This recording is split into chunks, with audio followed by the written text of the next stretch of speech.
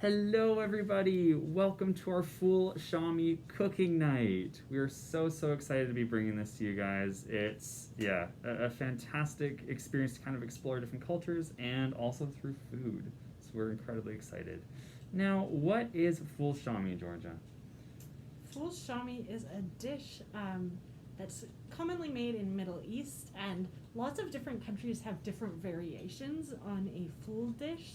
They often have just a different second word for it. So the Syrian version is called full Shami, but you can also make Lebanese full or Egyptian full.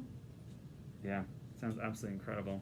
And full Shami itself is actually named after the city of Damascus. Now, it is highlighted within the book Salma the Syrian Chef, which we currently have as our story walk book in and around Mirror Lake.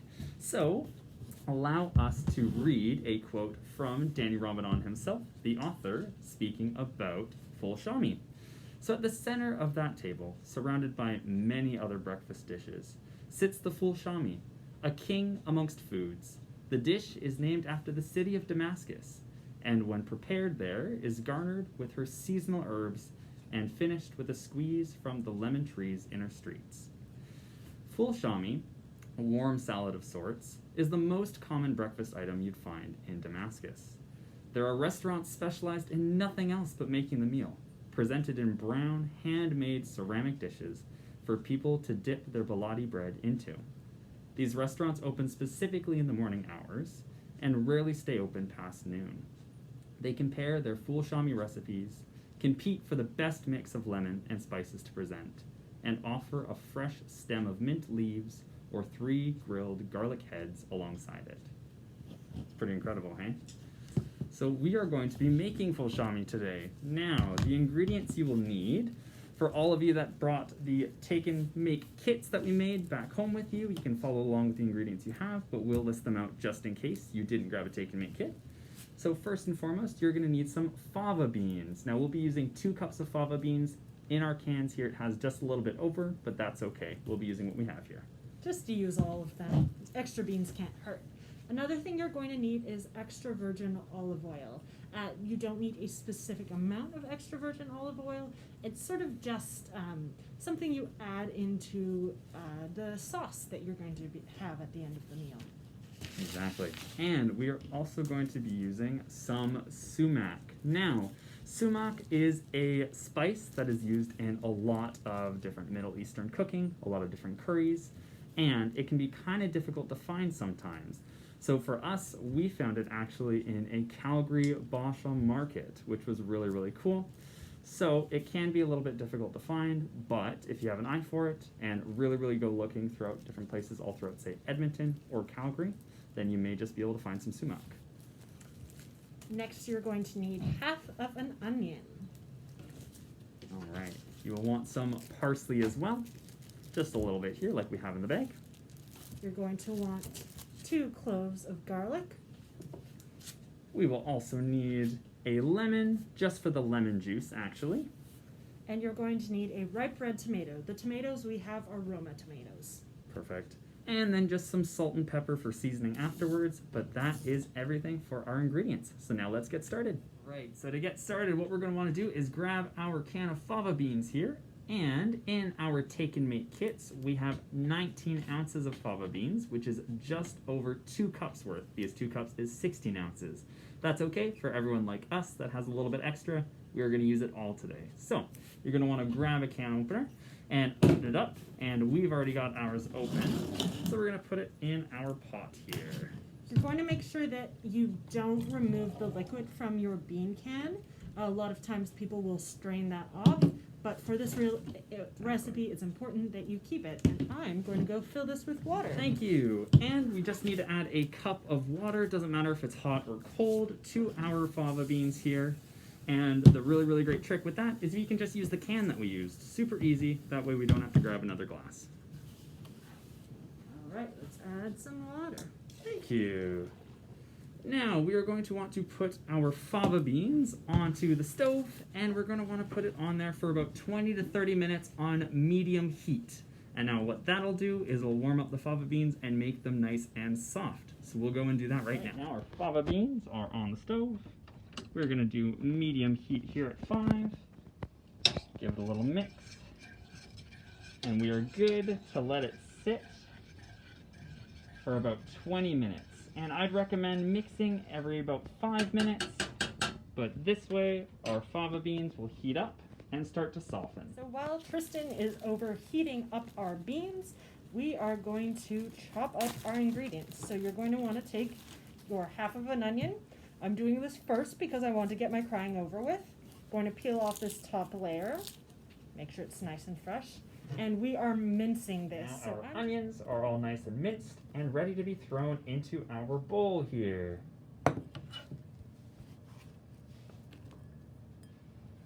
Make sure you wash your hands plenty of times while you are cooking. Do not want to get germs in your food. Now it's time to cut our tomato. I'm going to start by cutting it in half, and we are dicing our tomatoes today. So you're going to want to make nice, even-sized squares. Voila, our tomatoes are ready to go, so we'll be putting these ones also in our bowl off to the side.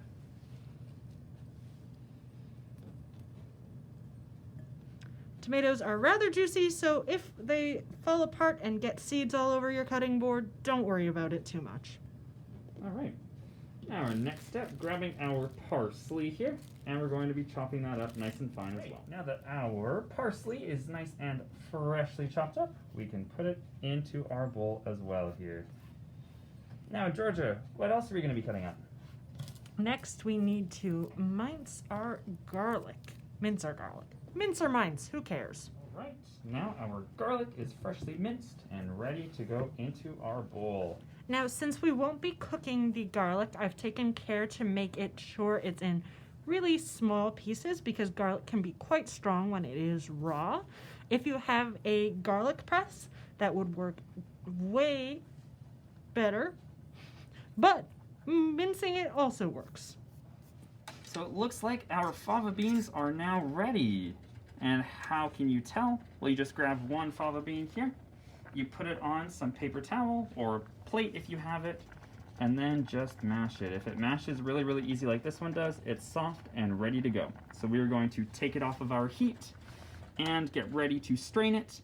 Very important to note as well, mine was on the stove for about 25 minutes. So it didn't need the full 30, but it also needed a little bit more than 20. If you don't have a strainer, what you can do is just slightly offset the lid here and pour out the liquid. The lid will keep all of the beans from coming out. This can take a little while, so be patient. Just adjust your lid as need be. I'm going to take it to the other side and drain it out that side so I can make sure all the water is gone from this side.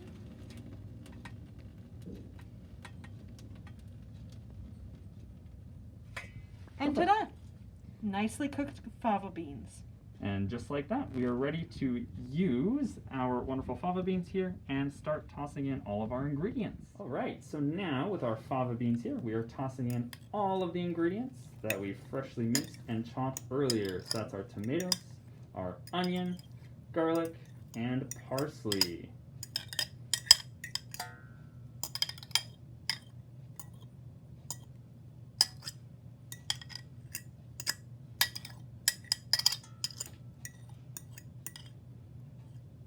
Perfect.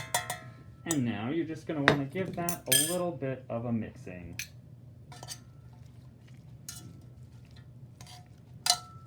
Perfect. Doesn't have to be perfect. This one is starting to look good, and it smells really, really good too. So now our next step is to grab our lemon. And all we need is the lemon juice itself. So we're going to cut the lemon in half here. Just like so.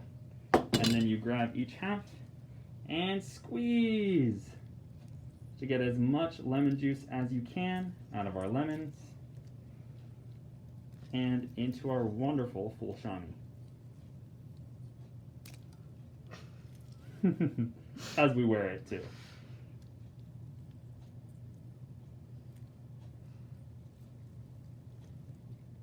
So our next step is to add 1 tablespoon of olive oil here. And you know, there aren't any exact measurements on this recipe, so I think I'm going to go ahead and add 2 tablespoons just so that it is nice and oily. Time for the secret ingredient, sumac. And for everybody that has a take and make kit, we have made the perfect amount for you. But for anybody that doesn't have the take and make, it is 1 teaspoon of sumac. There we go. And it is a lovely, lovely spice with tons of flavor.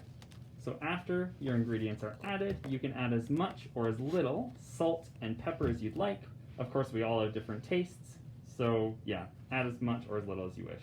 My tip for pouring out salt, especially when you are using an entire container, is to pour it into your hand first.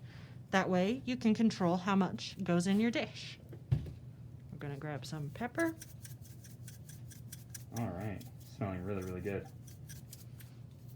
Give it one last stir.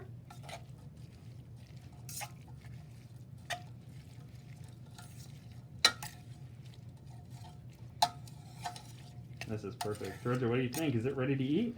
I think it is almost ready to eat. I think we just need to put it in a plate. Woohoo! All right, see you guys there. All right, everyone, it's officially ready to be eaten. Super, super exciting. It smells incredible, so we're gonna take a bite here. I'm super excited.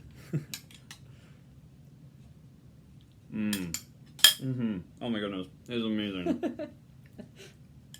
Absolutely amazing, super flavorful, and I was a little bit worried that the garlic and the onion was going to be too strong, especially since we're not cooking it, but it's incredible. I think the lemon juice itself really offsets the flavor.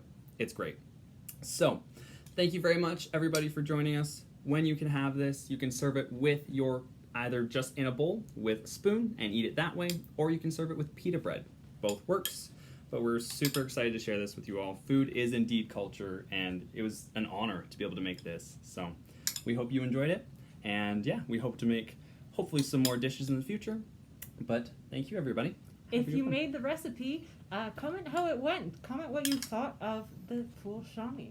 Yeah, we would love to hear your feedback. It's our first time doing anything like this, so we'd love to hear if you'd like to see it again, something similar, a little bit different, anything you'd want us to change.